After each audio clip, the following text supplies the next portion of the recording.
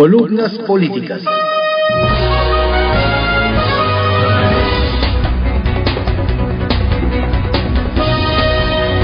Continuamos con la audiosíntesis informativa de Adrián Ojeda Román, correspondiente al jueves 1 de febrero de 2024.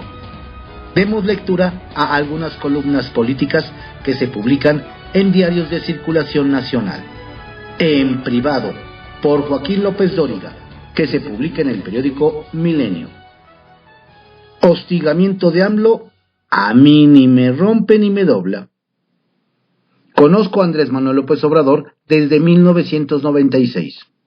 Era presidente del PRD y tuvimos una buena relación por años hasta que él, como siempre ha hecho, decidió no solo romper, sino iniciar una constante ofensiva desde el Palacio Nacional y tras un blindaje que dice Presidencia de la República, abajo del escudo nacional. Él dice que ejerce el derecho de réplica, cuando en realidad es un acoso permanente desde el más alto poder del país, y que le voy a documentar con base en las estadísticas de Spin de Luis Estrada.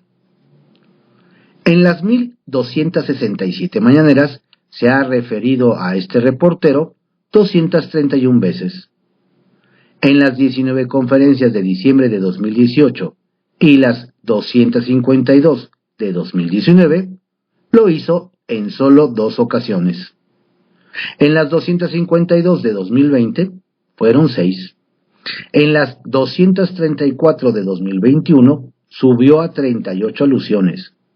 En las 245 de 2022 siguió el acoso y me mentó en 51 ocasiones. Para las 243 de 2023 se endureció al referirse a mí en 115 ocasiones y en las 22 de este año, hasta ayer, en 19. La suma de esta ofensiva presidencial contra este periodista suman 231 menciones que, si bien en lo que va de su sexenio promedia 1 de cada 5 mañaneras, en el ocaso de su gobierno 2023, la agresión presidencial lo ha llevado a arremeter en mi contra 1 de cada 2 de sus conferencias. 115 acometidas en 243.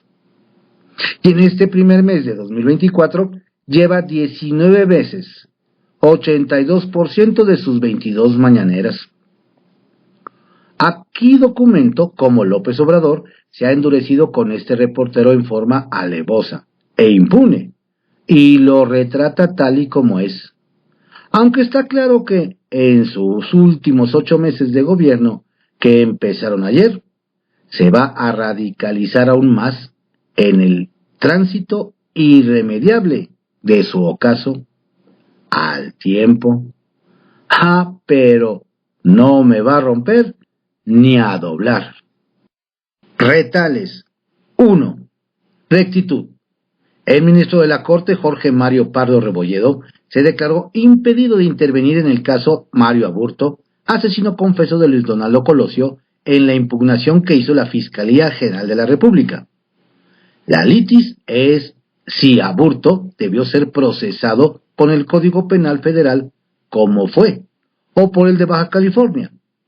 Pardo Rebolledo, como juez federal, deshizo la teoría del segundo tirador y declaró inocente a Otón Cortés. 2. Ajuste. Ese destacado intelectual de izquierda, que es Cuitláhuac García, celebró ayer los 200 años de la creación del estado de Veracruz para que le tocara encabezarlo a él. No le importó que haya sido el 3 de junio de 1825. Se fue por la Fundación Lunar, como López Obrador con la Ciudad de México, que adelantó de 1325 a 1323 para encabezar la fiesta. Y 3. Multa. Finalmente, el Tribunal Electoral del Poder Judicial de la Federación confirmó la multa de 62 millones de pesos a Morena por usar ese monto en las campañas de las 6 corcholatas. 2 aspectos. Si eso hacen entre ellos, ¿qué no harán en la presidencial? Y más grave aún, ¿De dónde salieron esos millones? Uso de razón, por Pablo Iriar, que se publica en el periódico El Financiero. Un fallo ejemplar. Un juez le otorgó el amparo de la justicia al periodista Raimundo Riva Palacio contra los dichos injuriosos del presidente de la República y la conductora de la sección ¿Quién es quién en las mentiras?, Elizabeth García Vilchis. No tiene derecho a insultar, que no se repita. Y lo que dijo, bórrelo, ordenó el juez Francisco Javier Rebolledo. Se trata de un tema que concierne principalmente al gremio periodístico, pero tiene relevancia general por tratarse de la libertad de expresión. El fallo explica que los insultos del presidente contra periodistas en la conferencia matutina no tiene sustento en la libertad de expresión ni en el derecho de réplica. En este caso, solo blinda a Riva Palacio porque el autor de la columna estrictamente personal que se publica en estas páginas promovió un amparo contra los dichos del presidente en contra suya. La presidencia debe suprimir a más tardar en 10 días las manifestaciones hechas por López Obrador y García Vilchis que acusan a Riva Palacio, igual que a otros periodistas, de realizar una campaña irresponsable, perversa, de malas entrañas, riesgosísima, al afirmar que si le pasa algo a un periodista, a un aspirante, a la presidencia, va a ser culpa mía. El juez, en su sentencia, da una clase magistral de derechos y deberes al presidente de la República. Primero, le recuerda el primer párrafo del artículo 6 de la Constitución que AMLO juró cumplir y hacer cumplir.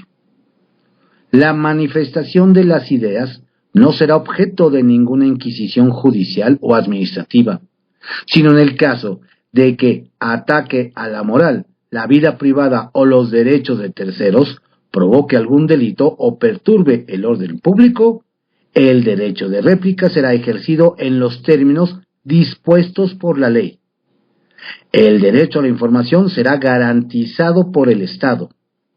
Y apunta que la primera sala de la Suprema Corte ha enfatizado que la Constitución Política de los Estados Unidos Mexicanos no reconoce un derecho al insulto o a la injuria gratuita. Estableció que el derecho al honor debe prevalecer, por lo que cuando se utilizan frases y expresiones que no respetan ese derecho, es decir, cuando sean absolutamente vejatorias, entendiendo como tales las que sean, inciso A, ofensiva u oprobiosa, según el contexto, inciso B, impertinentes para expresar opiniones o informaciones según tengan o no relación con lo manifestado y no están soportadas con prueba alguna. Es ahí cuando no se está haciendo el correcto uso del derecho a la libertad de expresión, sobre todo como en el caso cuando se trata de una autoridad de la mayor investidura. Rebolledo Peña apunta en su sentencia: se concluye que las autoridades responsables transgreden los derechos fundamentales del quejoso, relativos al honor y dignidad, reputación y a la privacidad. Esto por contener información que no es veraz, no es objetiva ni imparcial. Desglosa con acuciosidad contundente que el hecho de que se afirme que el quejoso, es decir, Riva Palacio, está realizando una campaña perversa de malas entrañas, en la que dicen que si le pasa algo a un periodista aspirante a la presidencia va a ser culpa del titular del Ejecutivo, y que se trata de una actitud que realizó un pequeño grupo muy perverso, fanáticos y con mucho odio, y que han acusado en apoyo de la corrupción. Se trata de aseveraciones subjetivas que no están soportadas con prueba alguna, y en las que se está tratando al promovente de golpista, de perverso, y además se está refiriendo que apoya a los anteriores gobiernos. Se le está denostando y calificando como corrupto, Incluso se está diciendo que recibió cierta cantidad de dinero de parte de otros gobiernos, y en el periodo antes mencionado, pero sin exhibir alguna prueba que lo sustente. Apunta el juez Rebolledo que, como lo definió la Suprema Corte de Justicia de la Nación, independientemente de que este último, el periodista, resulte ser una figura pública o no, los datos que se proporcionen en torno a su persona deben ser verídicos y objetivos, basados en pruebas, y no reducirse a meras denostaciones sin fundamento, como en la especie lo es la información difundida por las autoridades responsables en la conferencia matutina y en la sección Quienes quieren las mentiras de las conferencias matutinas reclamadas. La Presidencia de la República solicitó que el juez desechara la solicitud de amparo formulada por el periodista y le fue negada. ¿Por qué? Por lo siguiente. Cuando se proporciona información por parte de una autoridad en ejercicio de su encargo a través de medios de comunicación, con una idea preconcebida de que la persona de quien se expresa puede haber cometido ilícitos, procede el juicio de amparo, porque esas manifestaciones son actos de autoridad susceptibles de ser analizados a través de ese medio de control constitucional, ya que pueden afectar a derechos fundamentales del quejoso, que es lo que se analizará en el fondo del asunto. Por tanto, se desestima la causa de improcedencia planteada por las autoridades responsables. En su fallo, el juez Francisco Javier Rebolledo Peña arroja luz sobre lo que el presidente ha violado una y otra vez en el caso de periodistas críticos de su gobierno. El derecho a la intimidad impone a los poderes públicos como a los particulares diversas obligaciones, a saber, no difundir información de carácter personal entre los que se encuentran los datos personales confidenciales, el secreto bancario e industrial, situación financiera y fiscal, y en general, en no entrometerse en la vida privada de las personas. Por tanto, el Estado, a través de sus órganos, debe adoptar todas las medidas tendentes a hacer efectivas la protección de este derecho. Una gran lección acaba de dar el juez Rebolledo contra el abuso de poder que ejerce la máxima autoridad del país. La semana pasada, en el Consejo de Derechos Humanos de la ONU, 32 países hicieron recomendaciones al gobierno de México para incrementar la protección de los periodistas. El mundo lo ve. Arsenal, por Francisco Garfias, que se publica en el periódico Excelsior. El nuevo integrante del AMPA del periodismo. Tim Golden, de 63 años, es un periodista estadounidense especializado en seguridad nacional, política exterior y justicia penal. 2 veces ha ganado el premio Pulitzer, máximo galardón que se otorga en Estados Unidos por logros en el periodismo impreso y en línea. En 1998 se llevó ese premio por un reportaje sobre la corrupción relacionada con las drogas en México, y en 1987 por artículos sobre el escándalo Irán-Contra. Durante 20 años trabajó en The New York Times como reportero de investigación. 4 años fue corresponsal de ese prestigiado diario en México. Ha sido miembro de la Fundación Nieman de la Universidad de Harvard, del Centro Internacional para Académicos Woodrow Wilson y de la Fundación New America. Hoy es un destacado reportero del ProPublica, un medio estadounidense independiente y sin ánimo de lucro. Desde ayer es oficialmente miembro del AMPA del periodismo, distinción que se otorga en la mañanera a los autores de notas, reportajes, columnas, artículos y medios que critican el gobierno de López Obrador. ¿Y qué hizo Tim Golden para merecer tan alta distinción? Publicó una investigación sobre un presunto financiamiento de $2 millones del cártel de Sinaloa a la campaña presidencial de López Obrador en 2006. El título de la investigación no es contundente.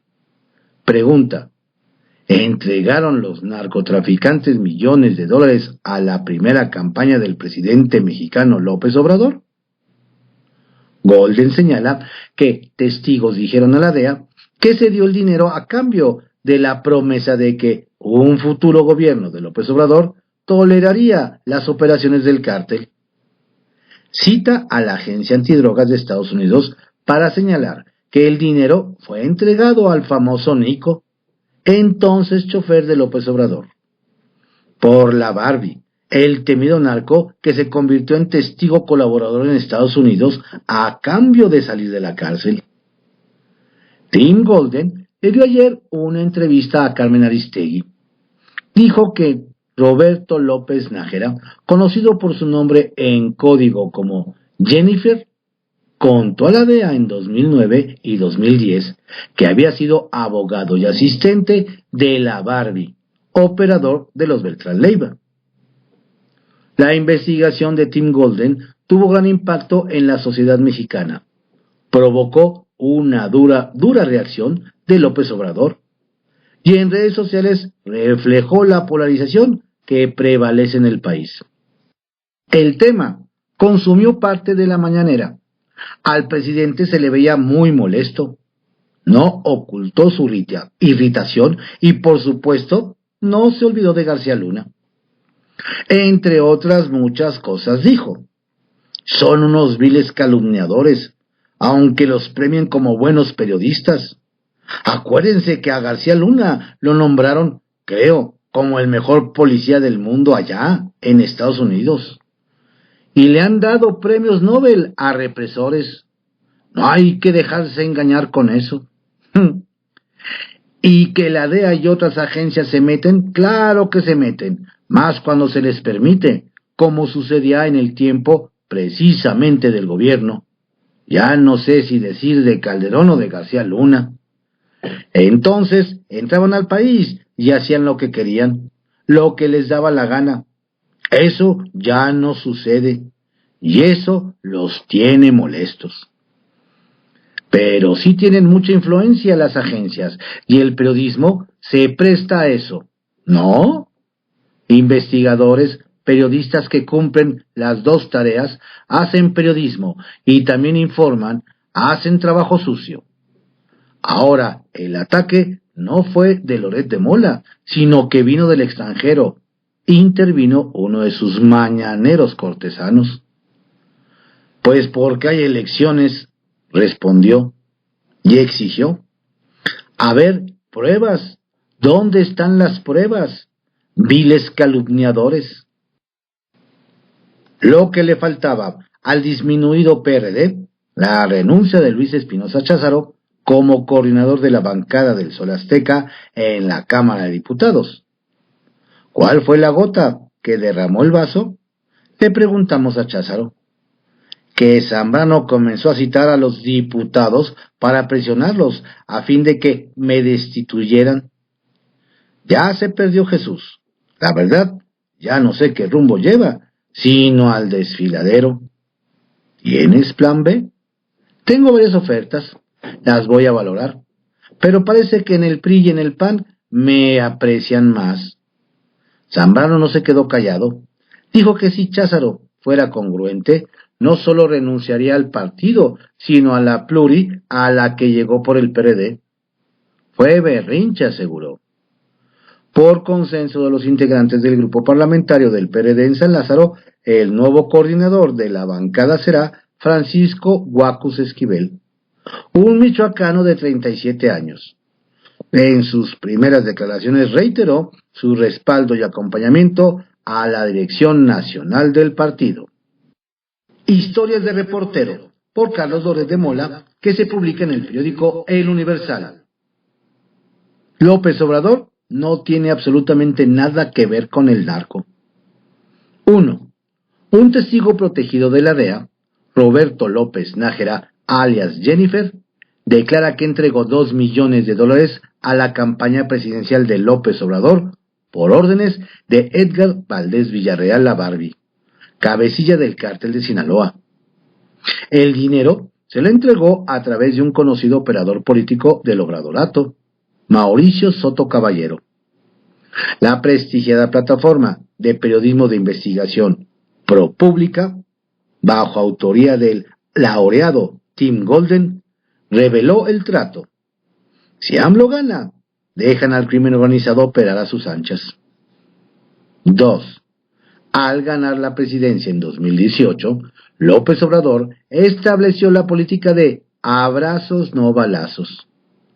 Las organizaciones criminales han expandido su dominio y este sexenio ha registrado el mayor número de ejecuciones en la historia de México. 3. ProPublica reveló que Mauricio Soto declaró ante las autoridades de Estados Unidos que él personalmente entregó los $2 millones a Nicolás Molinero, Nico, el hombre de todas las confianzas de López Obrador, el que estaba a su lado durante todo su mandato como jefe de gobierno y su campaña presidencial, su coordinador de logística, encargado de la seguridad y hasta chofer. Soto incluso grabó clandestinamente a Nico, aceptando los hechos. Soto y Nico, además, intentaron formar juntos un partido político. Le agregó que la oficina, que comparten frente al restaurante La Buena Barra de Polanco, sigue siendo frecuentada por la crema y nata de la 4T y el Tren Maya. Instaló su cotizada estación de Tulum al lado de los terrenos de la familia de Nico que administran sus hijos. 4. Según los testigos protegidos, la Barbie financió el bloqueo del Paseo de la Reforma que durante casi 50 días realizó López Obrador para denunciar fraude electoral. Además, el líder criminal planeó secuestrar al presidente del Tribunal Electoral Federal para impedir que se entregara la constancia de ganador a Felipe Calderón. 5.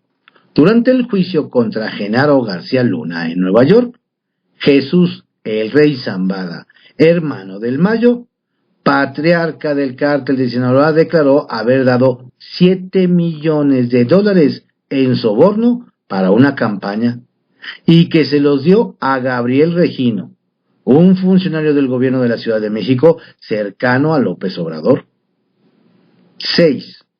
El 17 de octubre de 2019, el presidente López Obrador dio la orden de liberar a Ovidio Guzmán Salazar, hijo del Chapo Guzmán, cuando ya estaba en poder del ejército. Poco más de 3 años después, en medio del escándalo por la complicidad que esa liberación sugería y por presión de Estados Unidos, el gobierno detuvo a Ovidio Guzmán. Sucedió 3 días antes de la visita de Joe Biden a México. Una ofrenda. 7. El 29 de marzo de 2020, el presidente López Obrador interrumpió su gira en Badiraguato, Sinaloa, para acercarse a saludar a la mamá del Chapo Guzmán. Por cierto, era el día del cumpleaños de Ovidio. 8. A diferencia de su trato a quienes considera sus adversarios, el presidente AMLO siempre se ha referido con un gran respeto al Chapo Guzmán. Señor Guzmán lo era, le suele decir al líder del Cártel del Pacífico. 9. En las elecciones de 2021, el partido Morena arrasó en el corredor geográfico del Pacífico. Se llevó las gubernaturas desde Guerrero hasta Baja California.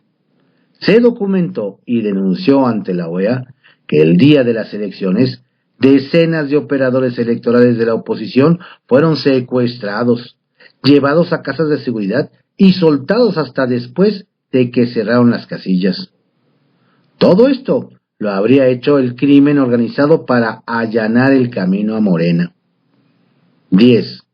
Bajo acusaciones de haber financiado campañas morenistas estatales, Sergio Carmona Angulo, el rey del Huachicol, fue ejecutado en San Pedro Garza García, Nuevo León, el 22 de noviembre de 2021, 5 meses después de las elecciones. El presidente de México, Andrés Manuel López Obrador, no tiene nada que ver con el narcotráfico. No hay ninguna prueba. Serpientes y escaleras, por Salvador García Soto, que se publica en el periódico El Universal. El Tribunal Electoral alerta: narco influye en las elecciones. Cuando las críticas arreciaban en contra del Tribunal Electoral del Poder Judicial de la Federación, sobre todo por su reciente crisis que terminó en un cambio en su presidencia y por algunos de sus fallos que fueron mal interpretados como que daba manga ancha a la presidenta del INE o que morenizaba la máxima instancia electoral, ayer los 5 magistrados de la Sala Superior, por unanimidad, aprobaron multar al partido Morena con 62 millones de pesos por haber violado la ley en su proceso interno para elegir precandidato a la presidencia, por no haber reportado gastos e ingresos en la promoción de sus 6 corcholatas a través de espectaculares, carteles y bardas que tapizaron en casi toda la República.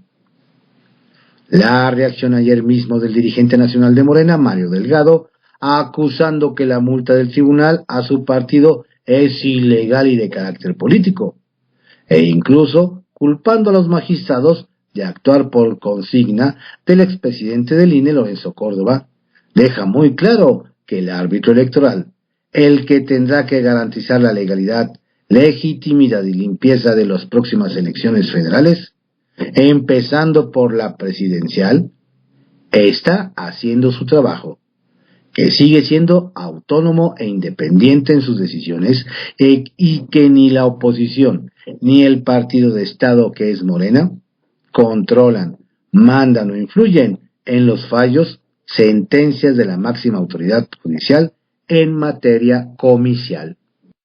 Ese sin duda es un buen mensaje, porque en medio de tanta ilegalidad, abuso y cinismo que vivimos los mexicanos en las precampañas presidenciales y de otros cargos por parte de todos los partidos, el Tribunal Electoral manda un mensaje de certeza, de que si los candidatos y sus fuerzas políticas abusan y siguen violando la ley en la etapa de campañas que empieza el 1 de marzo, se les aplicará la ley por parejo, sin importar si se trata de fuerzas opositoras o del poderoso partido gobernante. Justo de eso se quejaba la actual presidenta del tribunal, la magistrada Mónica Soto, en un foro recientemente convocado por El Universal, donde la juzgadora pedía a los medios, a los partidos y a la opinión pública que nos juzguen por nuestro trabajo, por nuestras sentencias y no por rumores o especulaciones que nos faltan al respeto y nos quieren etiquetar como afines a un partido o a otro. Cada uno de nosotros, decía la magistrada, tenemos una trayectoria como jueces, abogados o expertos en derecho electoral. Y por más que nuestros fallos molesten o incomoden a unos y a otros, nosotros les garantizamos a los mexicanos que las próximas elecciones tendrán que ser democráticas, libres y apegadas a la legalidad. Y todo lo que no sea así será anulado o invalidado. Y el fallo de ayer confirma que tenemos Tribunal Electoral independiente y que por más presiones, ataques o amenazas que reciban los magistrados, y aún con solo 5 integrantes, porque los otros 2 nombramientos pendientes los ha frenado Morena en el Senado con intenciones poco claras, el órgano del Poder Judicial de la Federación, que será la última instancia, la que califique y valide la elección presidencial y todas las demás elecciones, nos garantiza a los mexicanos que habrá legitimidad, legalidad y respeto a las decisiones que tomen la mayoría de los mexicanos. En un ambiente electoral tan enrarecido y enconado como el que estamos viviendo, esa garantía de legalidad que nos da el Tribunal Electoral se vuelve un factor de certidumbre, porque ahora no solo es la polarización y la confrontación violenta, verbal y físicamente, que atizan desde los partidos políticos y en la que lo mismo caen en el presidente de la República, su partido, sus dirigentes y sus militantes, que los partidos de oposición y los anti-AMLO, que también incurren en violencia verbal en contra del oficialismo. Pero lo más delicado y riesgoso en estas elecciones ya no es solo la polarización y la violencia verbal que rodea las campañas. La otra amenaza silenciosa y de la que nadie quiere hablar abiertamente es la participación e injerencia del narcotráfico y el crimen organizado en las elecciones mexicanas.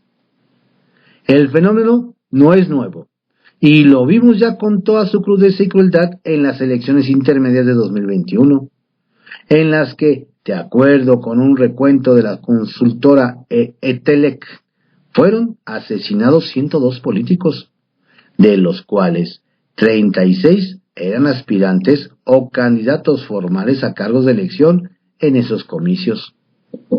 El caso más doloroso y a la vez grotesco fue el de la candidata de MC a la alcaldía de Moroleón, Alma Rosa Barragán Santiago, quien fue baleada y asesinada por sicarios del narcotráfico, justo cuando daba un discurso en un mitin de campaña en ese municipio, el 25 de mayo de 2021. Y por primera vez, un funcionario electoral de alto nivel, el magistrado Felipe de la Mata, habló directo y claro sobre la injerencia del narco en las elecciones. Tengo 3 años estudiando el fenómeno y hay razones para emitir una alarma general. Los criminales y narcotraficantes ya no solo intentan poner candidatos suyos o eliminar candidatos incómodos, a los que amenazan y obligan a renunciar, o de lo contrario los matan. Ahora también secuestran urnas y las rellenan, intimidan a operadores y representantes de partido para que no acudan al día de la elección, imponen a su gente como funcionarios de casilla y tratan de definir resultados en casillas, distritos y en elecciones municipales principalmente. Pero también hay ya casos de gubernaturas documentados. En el foro mencionado en esta casa editorial, el magistrado de la Mata, que fue secundado por su compañero Mónica Sota y Felipe Fuentes, quienes también reconocieron la gravedad de la injerencia del narco en los comicios y llamaron a las autoridades responsables a actuar para impedirlo, reconoció que conoce historias que le han contado funcionarios electorales del tribunal o del INE, que son auténticamente historias de terror, sobre cómo son intimidados, amenazados o a veces incluso atacados por los narcotraficantes en los distritos de la República.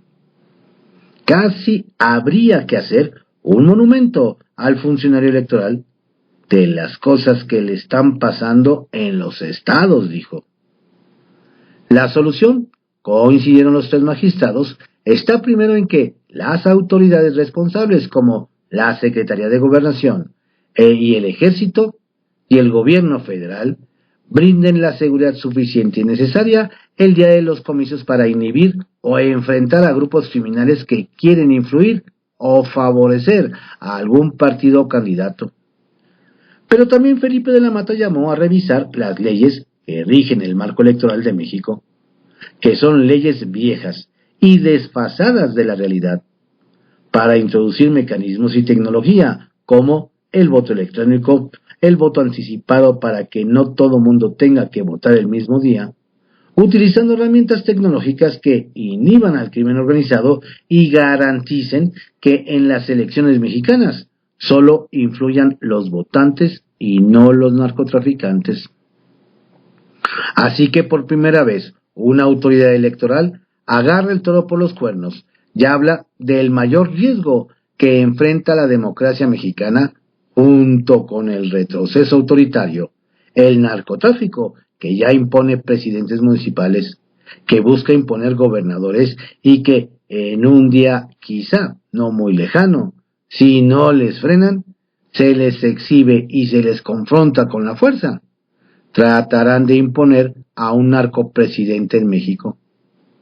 De ese tamaño es el reto y el peligro que hoy enfrenta la frágil e inmadura democracia mexicana.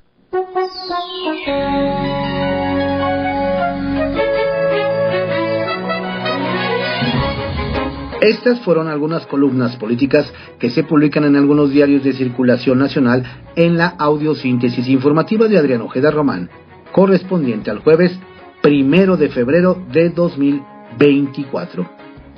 Tenga usted un excelente día, un fructífero, exitoso, pero sobre todo saludable mes de febrero. Lo invito a que se mantenga informado a través de nuestro sitio en www.cconoticias.info. Reciba saludos cordiales de su servidor, Adrián Ojeda Castilla.